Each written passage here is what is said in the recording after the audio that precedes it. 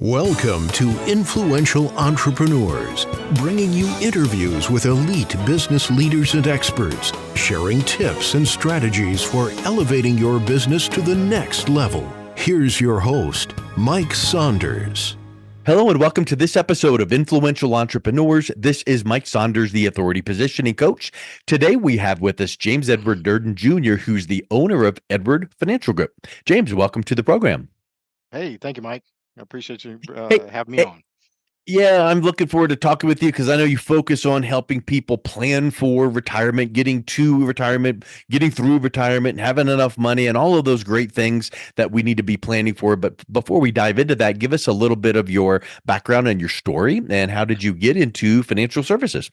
Okay, so I started 17 years ago, and I remember like it was yesterday. It was January 3rd, 2007. Hmm. So uh, I was like anyone else. I wanted to help people, and I wanted to make an above average income. All right. And Yeah. so I saw an ad on, I think it was monster.com back then. If people remember monster.com, Yep. it's been a while, but it was monster.com. I saw an ad, and I went into the office, and, the guy explained to me what the business was, and I, knew right away I would take into it. I always loved finance. I loved, went to school for it, and I just took to it right away. Sometimes it really is like that whole concept of, just something inside me just kind of resonates.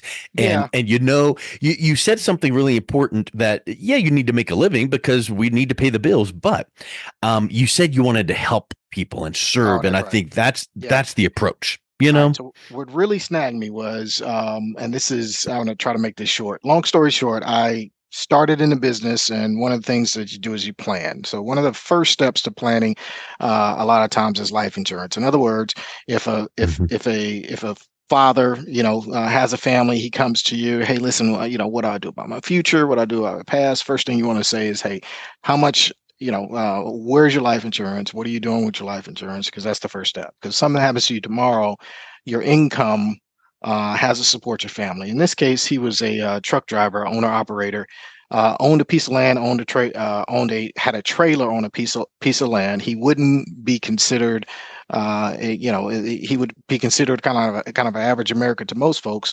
Mhm. Little that I know that he had a pretty high net worth. Just was a Wow. simple guy.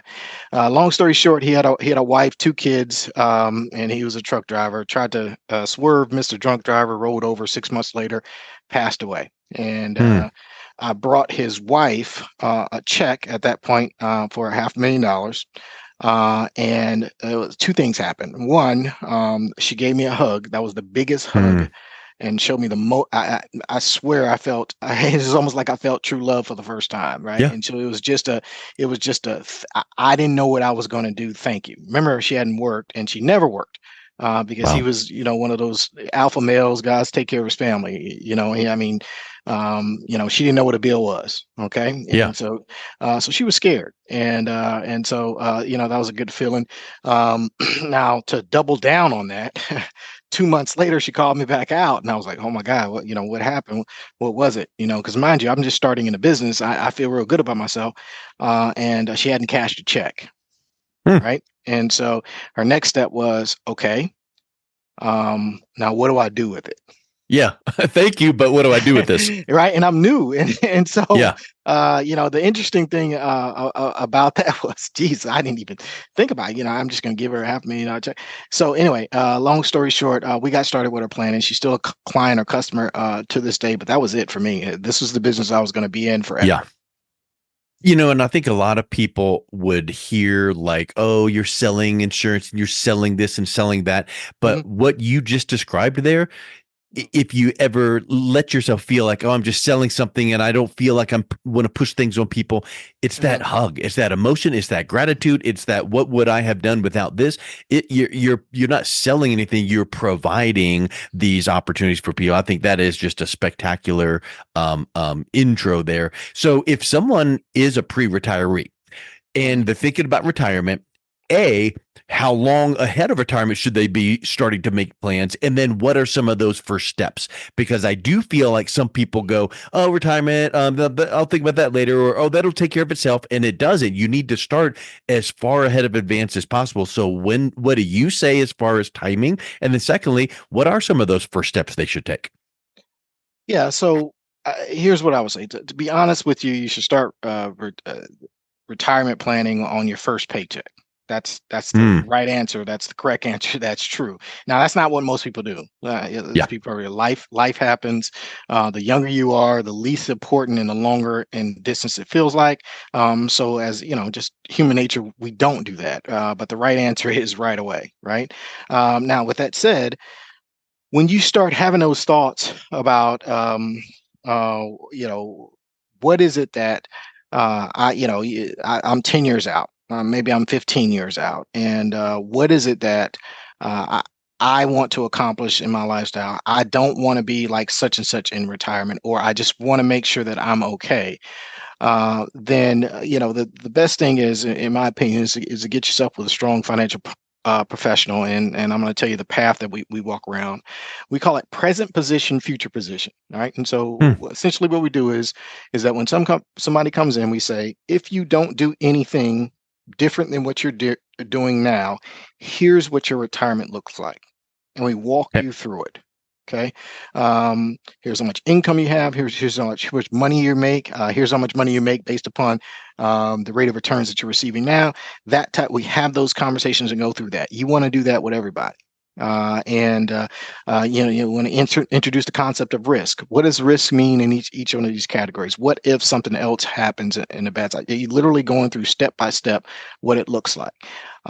And then we come back and we do something called future position. Future position is just simply, listen, with my years of experience, we've made it to this point. We've showed you what the present position look like. You either have a good feeling for our firm or not, or the financial question you're dealing with or not.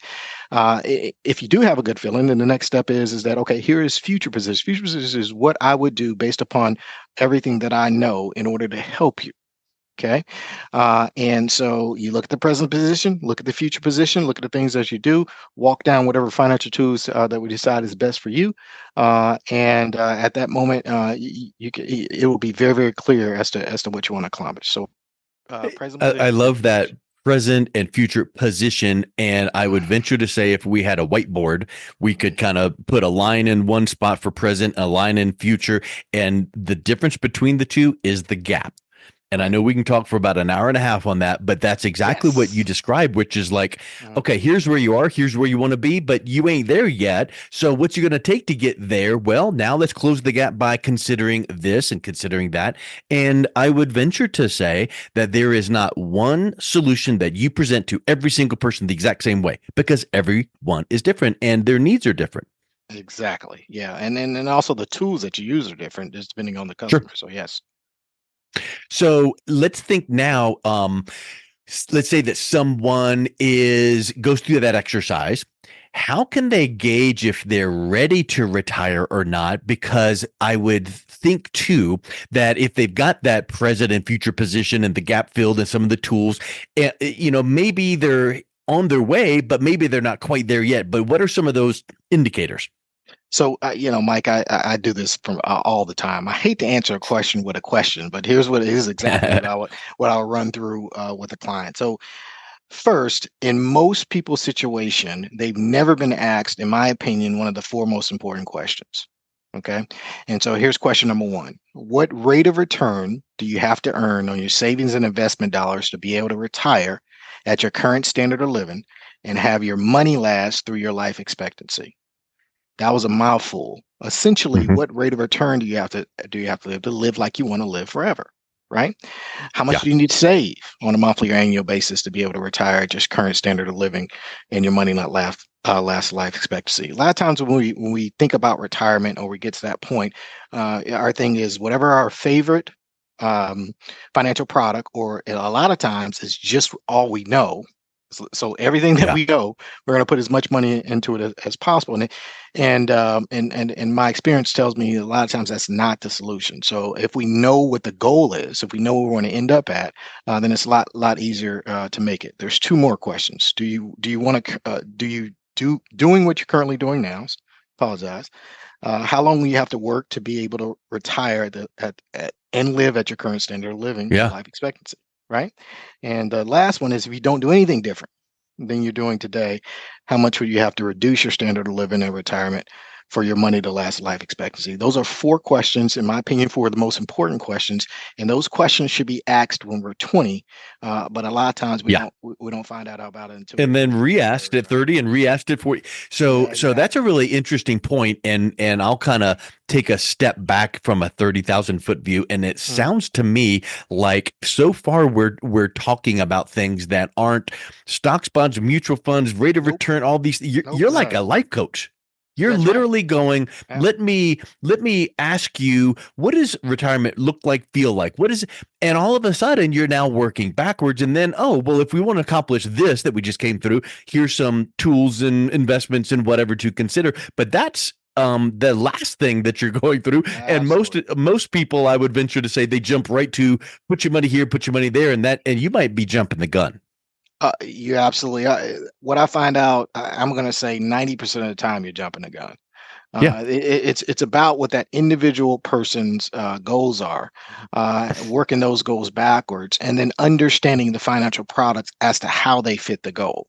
And so I've had a lot of success doing that, and I venture to say that's probably the best way to do it. Yeah. Now, do you ever find when you're walking clients through that process that they're saying, "Oh, here's what I feel retirement should be," and then you're able to say to them, "Have you considered this? Have you considered that?" Because maybe there's some things that they haven't considered, like, "Oh, in retirement, I'm not going to spend as much money." But in reality, maybe you've got way more time on your hands to go and spend money on the things that you have not been able to do now. You're able to travel more. So maybe their number that they would say, "Oh, I need this much," it might be a little bit off base when you kind of bring it full picture. Have you seen that come up before? Oh, all the time. Yeah. Here's what. Here's the thing. I've never everyone, and this is going to sound this is going to sound backwards. When folks get ready to retire, the first thing that they think about is how much do I have to reduce my lifestyle to make this work? Yeah. That's the first thing that pops in their head. And what I tell them from day one and from the beginning, that is the absolute last thing that you should pop in your head. Mm. What should pop in your head is how much is it possible with my assets to do the things that I want to do in this last phase of my life? Okay, so Wow. dream big, not the other way around. All right, and so don't restrict. And I know there's a lot of popular, financial professionals out there. That say, hey, rice and beans. Minimize your Yeah. lifestyle. That type of deal. Well, I don't I don't know one client that's comfortable for. Not to say that sacrifice can't happen and shouldn't happen in some cases, but I think we should look at it a little bit different. Yeah, 100%.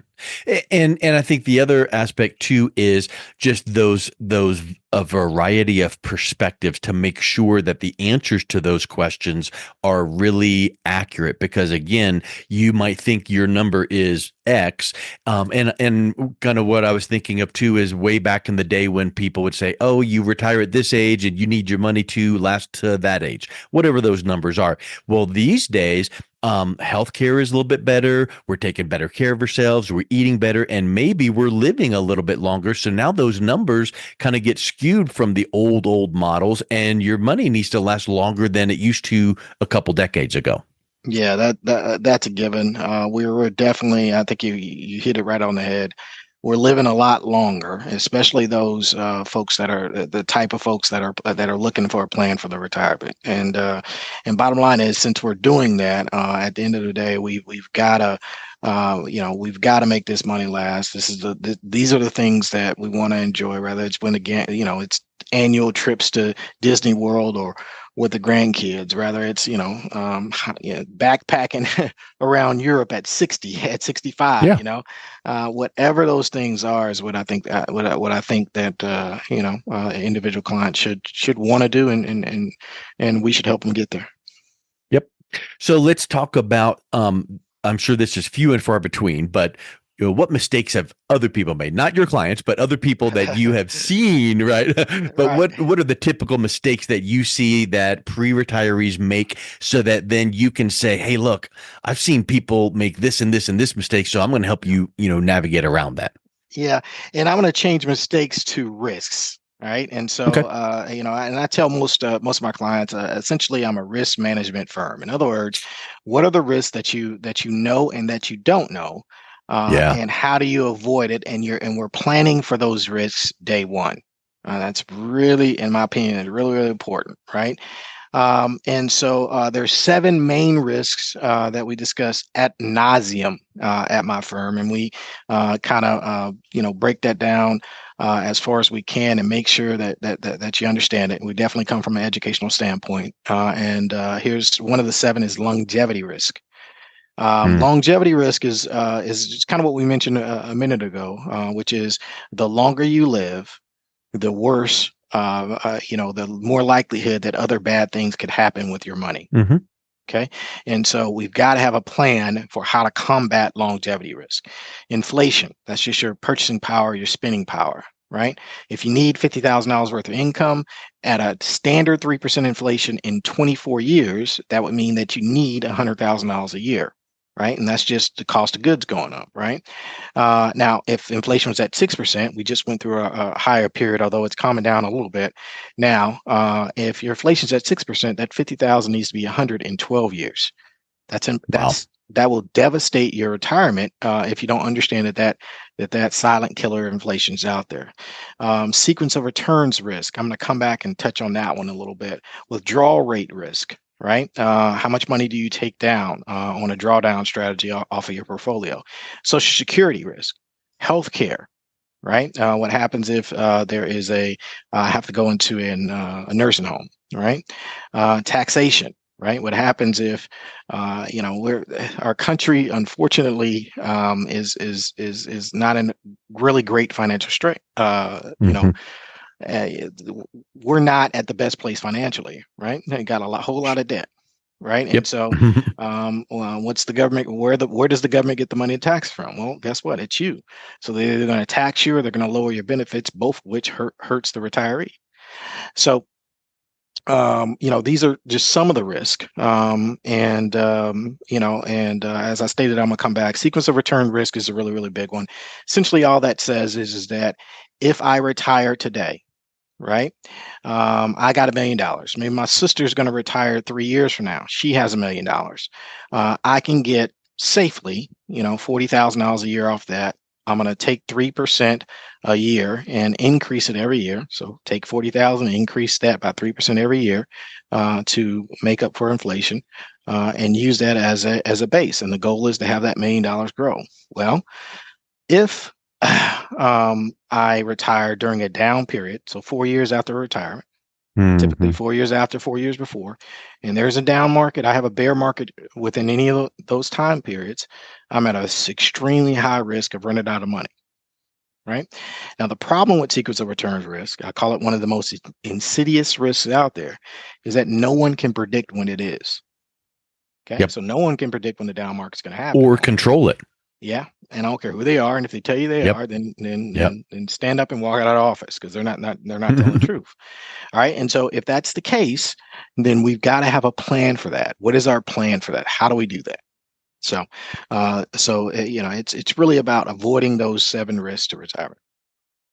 I love that you bring those up, and the big thing that I'll kind of wrap it up with here as we wrap up the conversation is so many of those risks are things that we cannot control, because you were not saying, oh, one risk is your spending. You can control your own personal spending. You can That's right. budget and all of that, but taxes and inflation and sequence of returns and market volatility, the individual family, husband and wife, the retiree, they cannot control that, but you can plan for that to mitigate as much as possible how that impacts your retirement. But you got to do it more than a month and a half before you retire. So you got to have some runway. You got to make some plans. You got to check them and recheck them and make sure everything is working together. So I'll tell you, James, is you just laid out such a clear plan there. And if someone is listening, thinking maybe I need to have a second opinion or look at what my plan is, what's the best way they can learn more and then also reach out and connect with you? Yeah. So it's www.edwardfinancialgroup.com. Again, that's www.edwardfinancialgroup.com. And Edward is no S. You definitely can connect with us on there. There's an email tool on that website. Also, there's a Start Here link that'll set up a 15-minute conversation with me if you're concerned about some of these things that we talked about on retirement. Excellent. Well, James, thank you so much for coming on today. It's been a real pleasure talking with you. All right. Thank you so much, Mike. You've been listening to Influential Entrepreneurs with Mike Saunders. To learn more about the resources mentioned on today's show or listen to past episodes, visit www.influentialentrepreneursradio.com.